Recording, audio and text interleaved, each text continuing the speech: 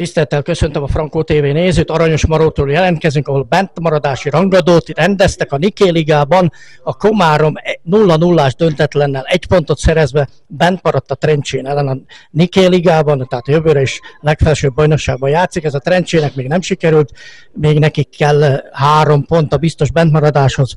Takže Artur Gajdoš, jeden najtalentovanejší hráč súčasnosti vedľa mňa, bol si poriadne frustrovaný pri striedaní, aj si vybral tú druhú stranu. To asi z toho, že nebol si spokojný s tým rozhodnutím, lebo podľa mňa si zase zahral skvele. Aký to bol zápas a ako si hodnotíš to, že si išiel po striedaní z druhej strany a frustrovanie je v poriadku. Mladý hráč musí byť frustrovaný, keď ho striedajú. Tak zápas, podľa mňa prvý polčas sme boli lepší, ale nevypracovali sme si nejaké veľké šance, dali sme tam iba jedno brvno.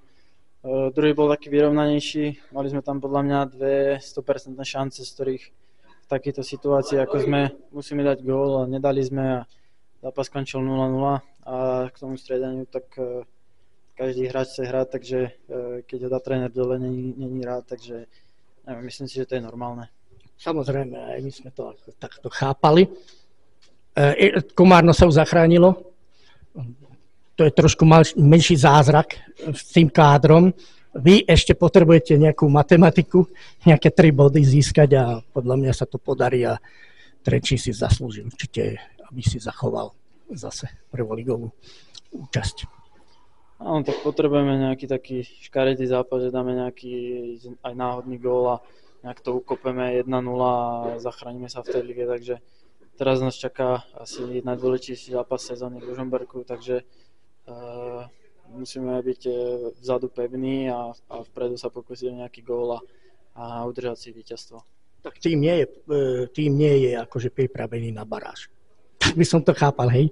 Áno, tak vôbec kvalita týmu nezodpovedá tomu, že by sme mali zhrať baráž, takže dúfam, že sa tá kvalita aj ukáže a vlastne sa zachránime čím skôr. Jasné, tvoja situácia je aká? Skúšal si to v Slovane, ja som bol prekvapený, že si sa vrátil a si sa tam nejaké neukotvil, ale myslím si, že to je tvoje budúcnosti určite nie je viazaný s Trenčínom.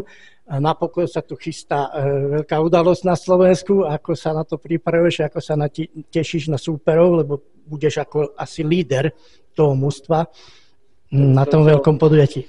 Prvorade zachrániť Trenčín a potom sa sústrediť na tú repre, takže chcem sa venovať to, čo je v Trenčíne, aby sme uhrali budúci týždeň dobrý výsledok a potom už sa môžem sústrediť na tú repre.